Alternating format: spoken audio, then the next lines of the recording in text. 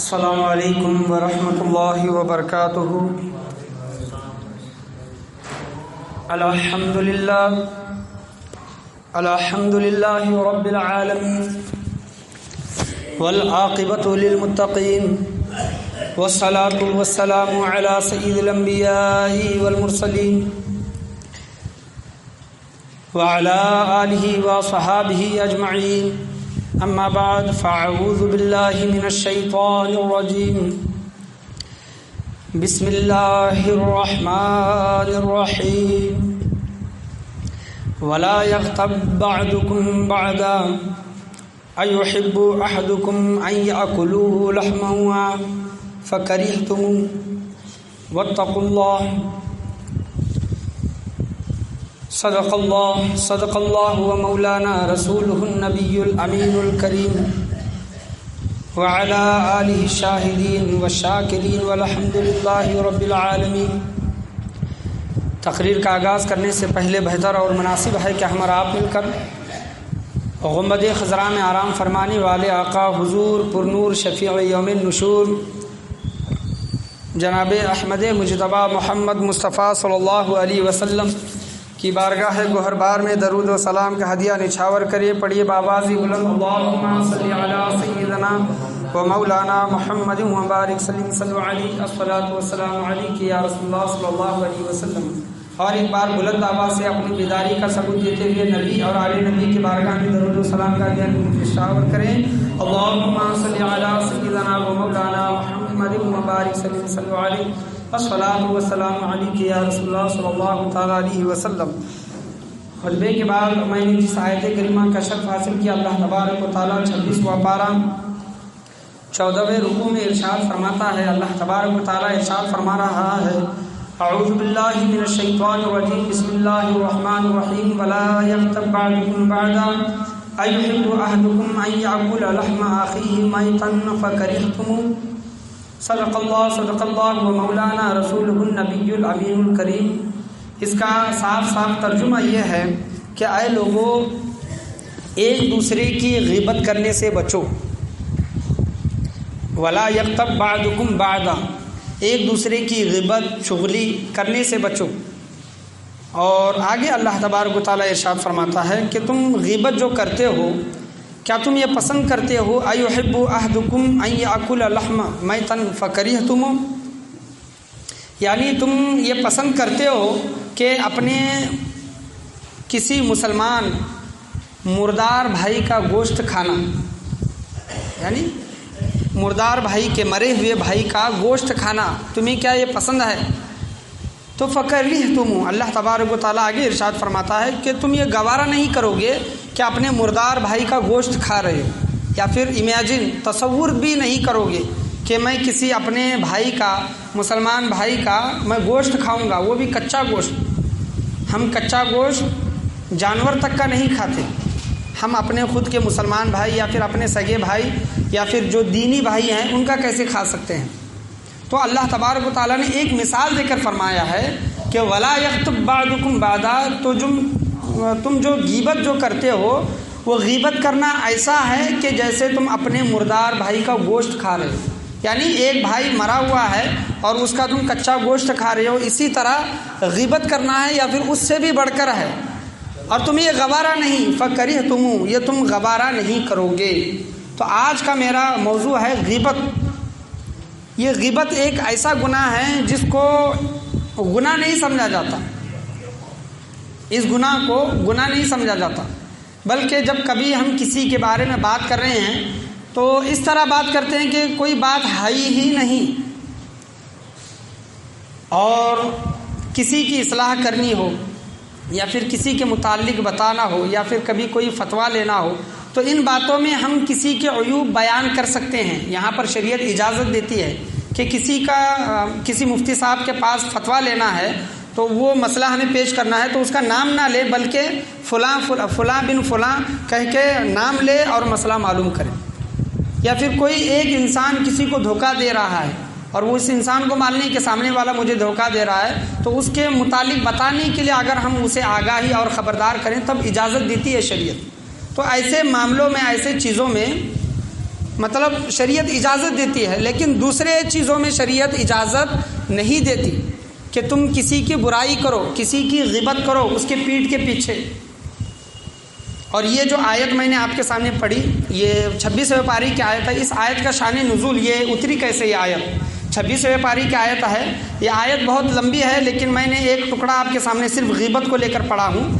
ویسے تو شروع سے آتی ہے، یا ایھا الذین آمنوا اجتنبوا کثیرا من الظن ان بعض الظن اسم ولا تجسسوا ولا یغتب بعضکم بعضا ایحب احدکم ان یاکل لحم اخیہ میتا فکرہتموہ واتقوا اللہ ان اللہ تواب الرحیم۔ یہ پوری کی پوری ایک آیت ہے۔ اللہ تبارک و تعالیٰ ایمان والوں سے کہہ رہا ہے کہ اے ایمان والوں، زیادہ جستجو کرنے سے، چھان بین کرنے سے بچو۔ تم جو ایک دوسروں کی چھان بین جو کرتے ہو، تجسس جو کرتے ہو، یہ بدگمانی میں پھیل جاتی ہے، اور بدگمانی غیبت میں بدل جاتی ہے، اور غیبت کرنا اپنے مردار بھائی کا گوشت کھانا ہے جو تم پسند نہیں کرتے۔ تو واتقوا اللہ، اللہ تبارک و تعالیٰ سے ڈرو، ان اللہ تواب الرحیم، اللہ کی بارگاہ میں توبہ کرو، بے شک اللہ توبہ کو قبول کرنے والا ہے۔ یہ آیت کا پورا ترجمہ ہے، لیکن میں نے آپ کے سامنے صرف یہ آیت پڑھی، ولا یغتب بعضکم بعضا، ایک دوسرے کی غیبت کرنے سے بچو۔ ایحب احدکم ان یاکل لحم اخیہ میتا فکرہتموہ، کیا تم یہ پسند کرتے ہو کہ اپنے مردار بھائی کا گوشت کھاؤ؟ فکرہتموہ، ہرگز تمہیں یہ گوارا نہیں ہوگا۔ تو یہ شان نزول حضور صلی اللہ علیہ وسلم جب کبھی جہاد کے لیے نکلتے، یہ شان نزول یہ آیت کا میں آپ کے سامنے بیان کر رہا ہوں۔ یہ آیت کس وجہ سے اتری؟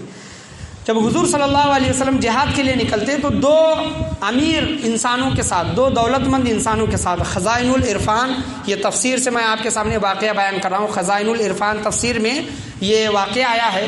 حضور صلی اللہ علیہ وسلم جہاد کے لیے نکلتے تو دو آدمیوں جو دولت مند ہیں ان کے ساتھ تیسرا آدمی غریب کو جوڑ دیتے، یعنی دو دولت مند کے ساتھ ایک غریب، وہ غریب ان کی مدد کرے، ان کا کام کرے، اور اس طرح غریب کا بھی ایک گزارا ہو جائے اور امیروں کو بھی کوئی مطلب ان کی خدمت یا پھر دیکھ بھال کرنے کے لیے اس طرح مل جائے۔ تو حضرت سلمان، یہ حضرت سلمان فارسی ہیں یا پھر کون ہے اس کا ذکر نہیں ہے، صرف حضرت سلمان کہہ کے ذکر آیا ہے، اور ایک نام کے کئی صحابہ ہوا کرتے تھے۔ تو حضرت سلمان رضی اللہ تعالیٰ عنہ کو حضور صلی اللہ علیہ وسلم نے دو امیر شخصوں کے ساتھ منتخب کر دیا، اور جب وہ ان کے پاس گئے اور رات کا وقت تھا، سو گئے، تو کھانا بنانے کا وقت نہیں ملا، تو دوسرے دن وہ دو لوگوں نے حضرت سلمان سے کہا کہ آپ حضور صلی اللہ علیہ وسلم کے غلام کے پاس جو حضرت اسامہ تھے ان کے پاس جاؤ اور کھانا لے کر آؤ۔ حضرت سلمان گئے اور کھانا طلب کیا، تو حضرت اسامہ نے کہا کہ کھانا تو ابھی نہیں ہے، ختم ہوا ہے۔ تو حضرت سلمان وہی آ کر اپنے مطلب جو دولت مند جو ان کے ساتھی تھے ان سے کہا کہ حضرت اسامہ کہتے ہیں کہ کھانا تو نہیں ہے، ختم ہوا ہے۔ تو وہ جو حضرت سلمان کو جنہوں نے بھیجا تھا دو لوگوں نے، انہوں نے کہا کہ اسامہ بخل کرتے ہیں، کنجوسی کرتے ہیں، یعنی ان کے پاس ہے لیکن دے نہیں رہے۔ جب حضور صلی اللہ علیہ وسلم کو یہ بات پتہ چلی تو آپ صلی اللہ علیہ وسلم نے سخت ناراضگی کا اظہار کیا اور کہا کہ تم نے اسامہ کی غیبت کی ہے، اور غیبت کرنا اپنے مرے ہوئے بھائی کا گوشت کھانا ہے۔ تب اللہ نے یہ آیت اتاری کہ تم اپنی کسی بھی بھائی کی غیبت کرتے ہو تو گویا تم اس کا گوشت کھا رہے ہو، مرا ہوا، زندہ نہیں، بلکہ ہمارے سامنے ایک باڈی پڑی ہوئی ہے، ہم اس میں سے ایک کچا گوشت نکال کر کھا رہے ہیں، اس طرح کی مثال دی غیبت کی۔ تو یہ آیت کا شان نزول ہے، اور اللہ تبارک و تعالیٰ نے قیامت تک امت محمدی صلی اللہ علیہ وسلم کو غیبت جیسے گناہ سے منع فرمایا ہے، بچنے کا حکم دیا ہے کہ غیبت سے بچو۔ غیبت کیا ہے؟ غیبت یہ ہے کہ ہم کسی کے متعلق بات کر رہے ہیں، ہمارا وہ بھائی ہمارے سامنے نہیں ہے، ہمارا وہ بھائی ہمارے سامنے نہیں ہے، کہیں اور جگہ ہے، ہم اس کی وہ بات کسی اور شخص کے سامنے کر رہے ہیں۔ تو اگر وہ ہمارا بھائی اس وقت ہمارے سامنے ہوتا اور وہ ہماری بات کو سنتا اور اس کو وہ بات بری لگتی تو یہ غیبت ہے، اس کو وہ بات بری لگتی تو یہ غیبت ہے۔ تو حضور صلی اللہ علیہ وسلم، صحیح مسلم شریف کی حدیث ہے، آپ صلی اللہ علیہ وسلم نے صحابہ کرام سے پوچھا کہ اے لوگوں، اے میرے صحابہ، جانتے ہو غیبت کیا ہے؟ تو صحابہ کرام نے عرض کیا کہ اللہ اور اس کا رسول بہتر جانتا ہے۔ تو آپ صلی اللہ علیہ وسلم نے کہا کہ غیبت یہ ہے کہ تم اپنے بھائی کی کسی ایسی بات کا تذکرہ کرو جو اسے ناپسند ہو، تم اپنے بھائی کی کسی ایسی چیز کا ذکر کرو کسی اور کے سامنے جو تمہارے اس بھائی کو ناپسند ہو تو وہ غیبت ہے۔ تو صحابہ کرام نے اس پر سوال کیا کہ یا رسول اللہ صلی اللہ علیہ وسلم، اگر اس میں وہ بات یقیناً حقیقت میں وہ بات پائی جاتی ہے، وہ بات چاہے جھوٹ ہو، چوری ہو، دھوکہ دینا ہو، کوئی اور گناہ ہو، چھوٹا موٹا کوئی بھی گناہ ہو، تو صحابہ کرام نے عرض کیا اگر اس میں وہ گناہ پایا جاتا ہو، ہم اس کا ذکر کر رہے ہیں تو بھی یہ کیا غیبت ہے؟ تو حضور صلی اللہ علیہ وسلم نے کہا کہ ہاں یہی غیبت ہے، یہی غیبت ہے جو تم اس کا ذکر کر رہے ہو کسی اور کے سامنے۔ اگر اس کے اندر وہ بات نہیں پائی جاتی اور اس کا تم ذکر کر رہے ہو حالانکہ اس کے اندر وہ بات نہیں ہے تو یہ بہتان ہے، الزام ہے۔ کسی پر بہتان لگانا زمین و آسمان سے بھی بھاری گناہ ہے، وزندار گناہ ہے کسی پر بہتان لگانا۔ مثلا کسی بھائی کے متعلق ہم یہ بات کر رہے ہیں کہ وہ جھوٹ بولتا ہے حالانکہ وہ جھوٹ نہیں بولتا، امانت میں خیانت کرتا ہے حالانکہ وہ امانت میں خیانت نہیں کرتا، تو یہ الزام لگانا ہوا۔ اگر وہ امانت میں خیانت کرتا ہے، جھوٹ بولتا ہے، اگر دیگر ایسی چیزیں اس کے اندر پائی جاتی ہیں جو عیب ہے، تو آپ صلی اللہ علیہ وسلم نے ارشاد فرمایا اگر اس کے اندر وہ چیزیں پائی جاتی ہیں پھر بھی اس کا ذکر تم کسی اور کے سامنے کر رہے ہو تو یہ غیبت ہے۔ اور غیبت کرنا ایسا ہے کہ اپنے مسلمان بھائی کا تم گوشت کھا رہے ہو، بھائی تمہارا مرا ہوا ہے اور اس کا تم گوشت کھا رہے ہو، تو غیبت یہ سب سے بڑا گناہ ہے۔ اور آپ صلی اللہ علیہ وسلم، ابو داؤد شریف کی حدیث ہے، الترغیب و ترہیب کی بھی اس میں بھی یہ ذکر آیا ہے کہ غیبت یہ گناہ ایسا ہے جو زنا سے بھی بدتر ہے۔ زنا کرنا، زنا یہ اس کا ذکر ابھی یہ ٹاپک ابھی کبھی نہیں آیا، انشاءاللہ زنا کے متعلق بھی میں آپ کو بتاؤں گا کہ اگر انسان زنا کرتا ہے، زنا صرف شرم گاہ کا ہی نہیں بلکہ اپنے منہ سے یا پھر آنکھوں سے بھی اگر زنا کرتا ہے، آنکھوں سے بھی، تو اس کا کتنا بڑا نقصان ہے، اور وہ آنکھوں سے جو گناہ ہوتا ہے اس کا اثر کتنے دن تک انسان پر رہتا ہے اور اس کی وجہ سے دوسرے لوگوں پر کیا اثر ہوتا ہے۔ یہ زنا اتنا بڑا گناہ ہے، یہ کبھی انشاءاللہ میں تقریر کروں گا اس کے متعلق۔ تو آپ صلی اللہ علیہ وسلم نے فرمایا کہ غیبت زنا سے بھی بڑا گناہ ہے۔ صحابہ کرام نے عرض کیا زنا سے بھی بڑا گناہ کیسے ہو سکتا ہے؟ تو آپ صلی اللہ علیہ وسلم نے فرمایا کہ اگر خدا نہ خواستہ، اللہ نہ کرے، اگر کوئی انسان زنا کر لے اور وہ اللہ کی بارگاہ میں توبہ کر لے، زنا کے بعد سچے دل کے ساتھ توبہ کر لے، تو اللہ تبارک و تعالیٰ اس کے گناہ، زنا جیسے گناہ کو معاف فرما دے گا۔ لیکن غیبت جس کی گئی ہے، جس کی ہوئی ہے، اللہ تبارک و تعالیٰ کی قسم جس کی غیبت کی گئی ہے، جب تک وہ انسان اس کو معاف نہ کرے اللہ تبارک و تعالیٰ بھی اس انسان کو معاف نہیں کرے گا۔ ہم جس کی غیبت کرتے ہیں، غیبت کیا ہے؟ کسی کے کپڑوں کے متعلق، کسی کے رنگ کے متعلق، کسی کے ہائٹ کے متعلق، کسی کے گاڑی کے متعلق، کسی کے بولنے کے متعلق، کسی کے چلنے کے متعلق، کسی کا گھر چھوٹا ہے، خراب ہے، گویا ہر چیز آپ سمجھ لیں اس کے اندر عیب ہے، وہ عیب کا ذکر ہم دوسروں کے سامنے کر رہے ہیں تو یہ گناہ ہے اور غیبت ہے۔ اور غیبت کا ایسا ہے کہ ہم جس کی برائی کر رہے ہیں اللہ تبارک و تعالی ہمارے اچھے اور نیک اعمال اس کے نامہ اعمال میں ڈال دے گا، اور ہمارے اچھے اور نیک اعمال نہیں ہیں، گناہ ہی بھرے ہوئے ہیں، تو جس کی غیبت کی گئی ہے، جس کا ذکر کیا گیا ہے، اس کے گناہ ہمارے نامہ اعمال میں ڈال دے گا۔ اتنا بڑا غیبت کا گناہ ہے، تو غیبت سے بچیں۔ ہم کس کا بھی ذکر کر رہے ہیں؟ حضرت ابراہیم بن ادہم اور رحمۃ اللہ علیہ، یہ مجذوب اللہ تبارک و تعالیٰ کے ولی تھے۔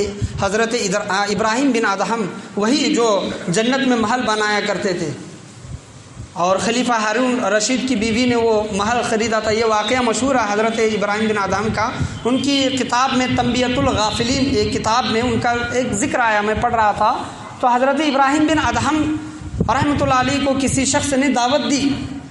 آپ سوچیں کہ ہم کسی کا ذکر مذاق میں بھی اگر کسی کا ذکر کرتے ہیں، غیبت کرتے ہیں، تو وہ گناہ کس طرح کتنا بڑا ہے، اور اللہ کے ولیوں کے نزدیک یہ کس طرح معیوب سمجھا جاتا تھا، بڑا گناہ سمجھا جاتا تھا۔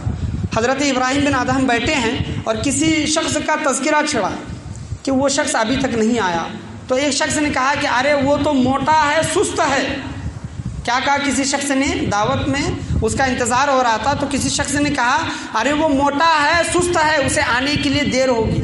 تو حضرت ابراہیم بن ادہم فوراً اس مجلس سے اٹھ گئے، فوراً اٹھ گئے اور اللہ تبارک و تعالیٰ کی بارگاہ میں خود سے یہ کہا کہ اے ابراہیم اپنے پیٹ کے خاطر تو ایسی مجلس میں گیا جس مجلس میں تیرے مسلمان بھائی کا غیبت کی جا رہی تھی۔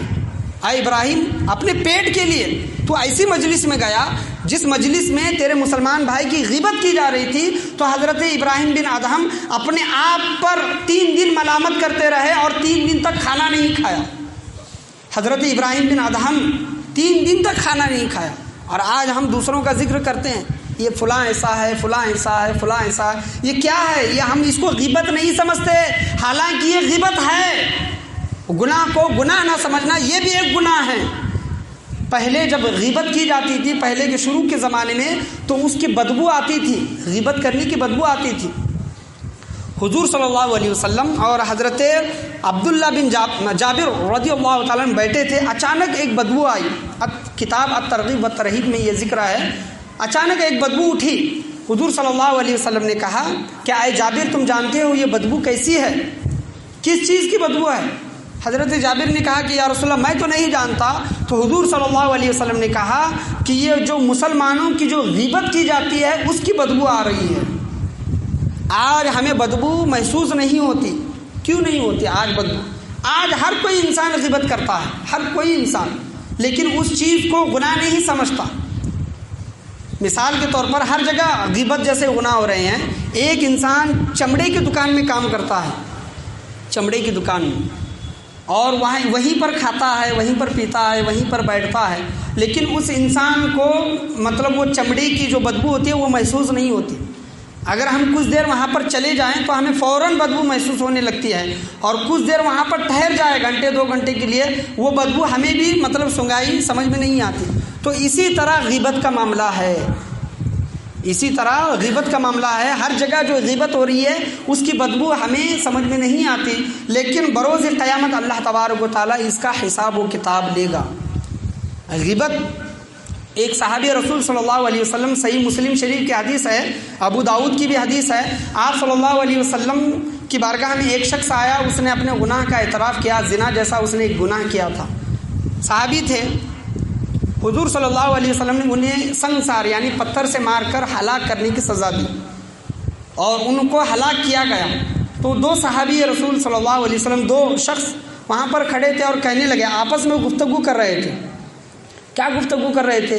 کہ یہ شخص کیسا نادان شخص ہے، اللہ تبارک و تعالیٰ نے اس کے گناہ پر پردہ ڈالا تھا، لیکن اس نے اپنے گناہ کا اقرار کیا اور یہ سزا پائی۔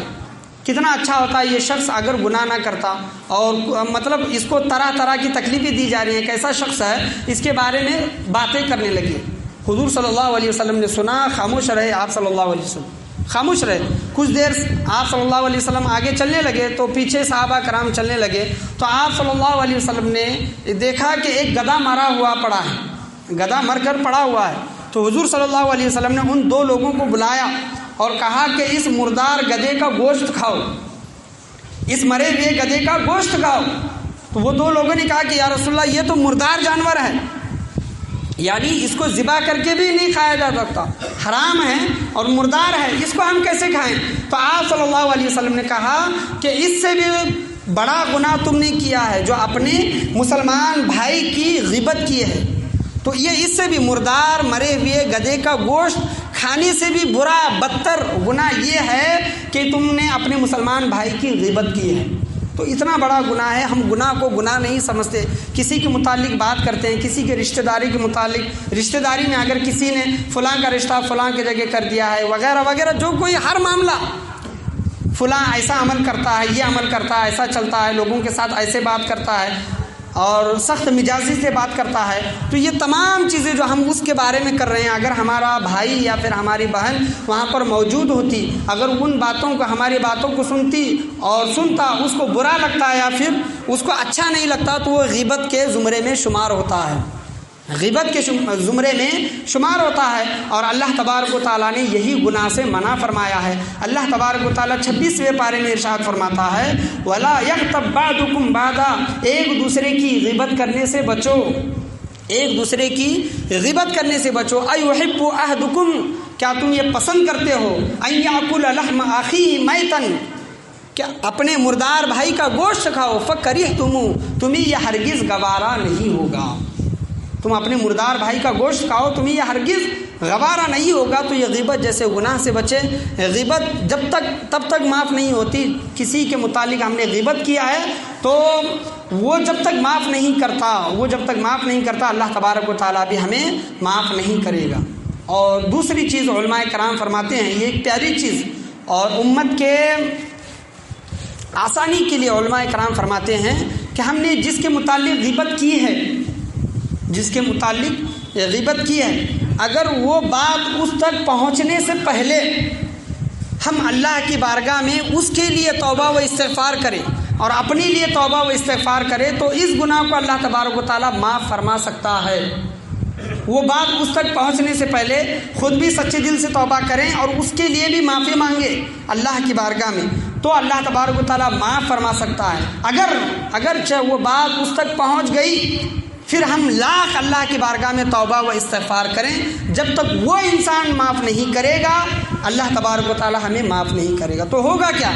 دنیا میں تو کچھ نہیں، لیکن آخرت میں اللہ تبارک و تعالیٰ دونوں لوگوں کو اپنے سامنے کھڑا کرے گا اور حساب و کتاب لیا جائے گا. اللہ تبارک و تعالیٰ فرمائے گا کہ تو نے فلاں شخص کی غیبت کی تھی، اب اس کا انجام تو بھگت، یا تو اپنے نیک اعمال دے یا تو اس کے گناہ اپنے سر پر ڈھو. یہ اتنا بڑا گناہ ہے، تو اس گناہ سے بچنے کی کوشش کریں. پڑھی ایک مرتبہ درود شریف. اللہم صلی علی سیدنا و مولانا محمد مبارک سلیم صلی اللہ علیہ الصلاۃ والسلام علیک یا رسول اللہ صلی اللہ تعالیٰ علیہ وسلم. تو اللہ تبارک و تعالیٰ کے پیارے حبیب صلی اللہ تعالیٰ علیہ وسلم ارشاد فرماتے ہیں کہ غیبت جیسے گناہ سے بچیں. حضرت ماں عائشہ صدیقہ رضی اللہ تعالیٰ عنہ، ان کا ایک واقعہ غیبت کے متعلق ہی بیان کرنا چاہوں گا. بخاری شریف کی حدیث ہے اور یہ بہت ہی مشہور حدیث ہے. حضور صلی اللہ علیہ وسلم کی ایک زوجہ جو کہ مطلب چھوٹی ہائٹ کی تھی، کم ان کا قد تھا، وہ حضور صلی اللہ علیہ وسلم کے بارگاہ میں آئی اور چلی گئی. تو حضرت ماں عائشہ صدیقہ رضی اللہ تعالیٰ عنہ بیان کرتی ہیں کہ یہ مطلب جو آپ کی بیوی ہے کتنی چھوٹے قد کی ہے. تو حضور صلی اللہ علیہ وسلم کا چہرہ سرخ ہو گیا، لال ہو گیا اور غضبناک ہوئے آپ صلی اللہ علیہ وسلم.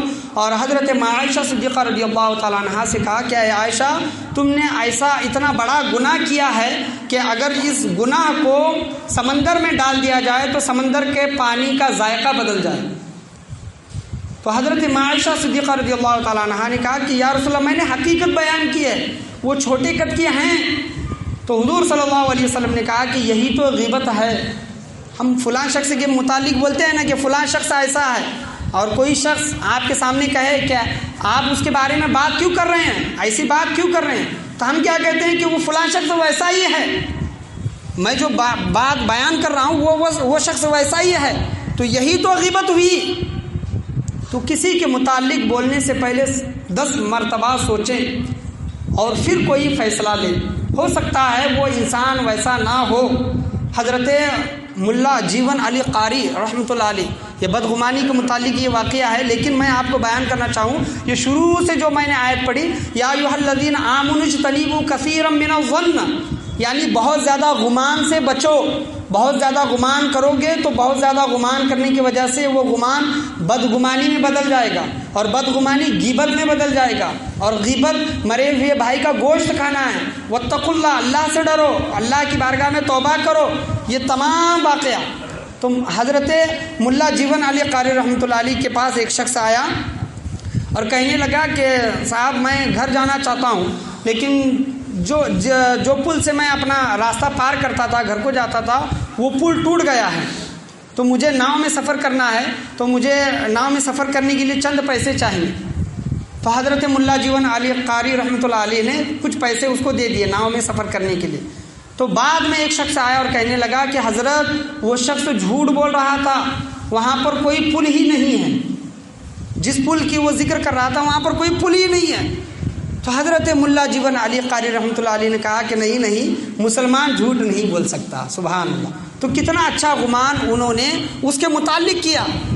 ہمارے پاس ایسے بھی لوگ آتے ہیں جو دوسروں کا ذکر ہمارے سامنے کرتے ہیں، فلاں شخص ایسا ہے، فلاں شخص ایسا ہے، تو تحقیق کیے بغیر کسی فیصلے پر نہ پہنچے، تحقیق کیے بغیر، اور تحقیق اس وجہ سے کرے کہ جو بات انسان کر رہا ہے وہ صحیح ہے کہ نہیں، اس وجہ سے نہیں کہ اس کے گناہ تلاش کرنے کے لیے۔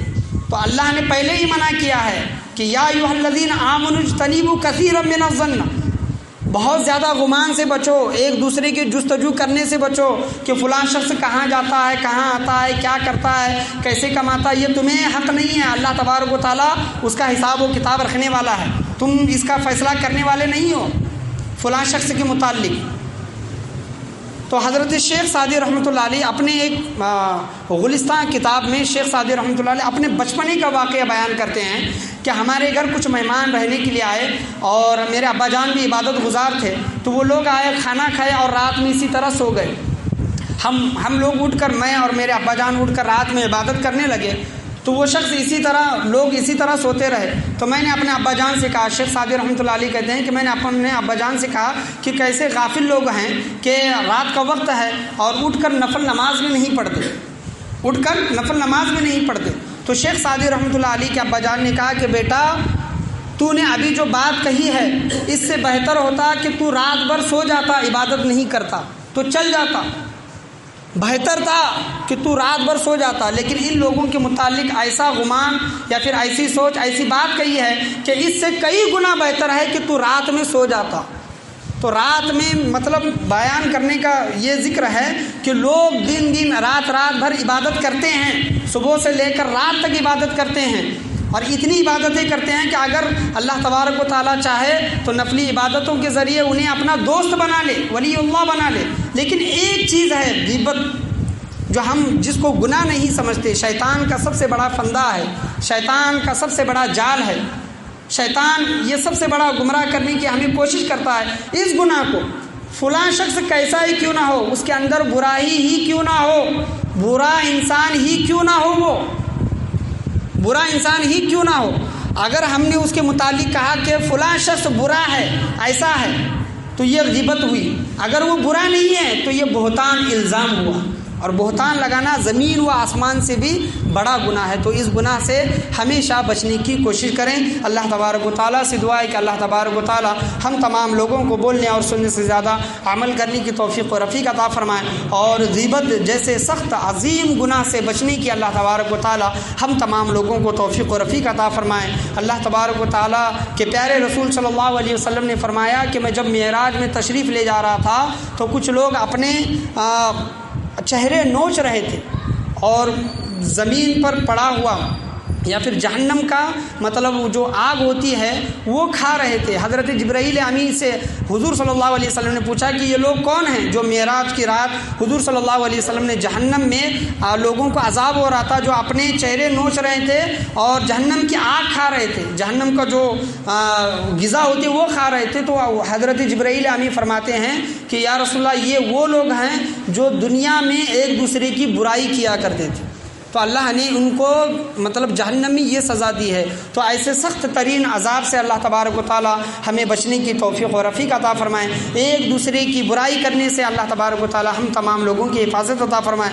بھلے انسان وہ کتنا ہی برا کیوں نہ ہو، ہمیں اس کے متعلق زبان کھولنے کی نہ کھولنے کی اللہ تبارک و تعالیٰ توفیق و رفیق عطا فرمائیں۔ ایک دوسرے کی برائی کے متعلق ایک دوسرے کو مطلب آگاہ کرنے کی اللہ تبارک و تعالیٰ آگاہ نہ کرنے کی ہم تمام لوگوں کو توفیق و رفیق عطا فرمائے۔ دنیا میں جو انسان اپنے مسلمان بھائی کے عیبوں پر پردہ ڈالتا ہے تو اللہ تبارک و تعالیٰ قیامت کے دن اس کے عیبوں پر پردہ ڈالے گا۔ یہ حضور کی حدیث ہے، اس حدیث پر عمل کرنے کی اللہ تبارک و تعالیٰ ہم تمام لوگوں کو توفیق و رفیق عطا فرمائے۔ مذاق میں بھی اپنے کسی مسلمان بھائی کا، دوست کا، بھائی بہن کا مذاق نہ اڑانے کی اور ان کی عیب جوئی نہ کرنے کی اللہ تبارک و تعالیٰ ہم تمام لوگوں کو توفیق و رفیق عطا فرمائے۔ بولنے میں، سننے میں، سمجھنے میں، سمجھانے میں کسی بھی قسم کی غلطی، کمی بیشی، کوتاہی، خمی ہوئی ہو، اللہ تبارک و تعالیٰ اپنے فضل و کرم سے اسے معاف عطا فرمائے۔ بولنے اور سننے سے زیادہ عمل کرنے کی توفیق و رفیق عطا فرمائے، اور غیبت جیسے سخت عظیم ترین گناہ سے بچنے کی ہم تمام لوگوں کو توفیق و رفیق عطا فرمائے۔ لا الہ الا اللہ محمد الرسول اللہ صلی اللہ علیہ وسلم، وآخر دعوانا ان الحمد للہ رب العالمین۔ جن لوگوں نے سنتیں نہیں پڑھی وہ لوگ سنتیں ادا کریں، جو لوگ سنتیں پڑھ چکے ہیں خطبے کے لیے دو زانو ہو کر بیٹھ جائیں، آگے آئیں، صفوں کو درست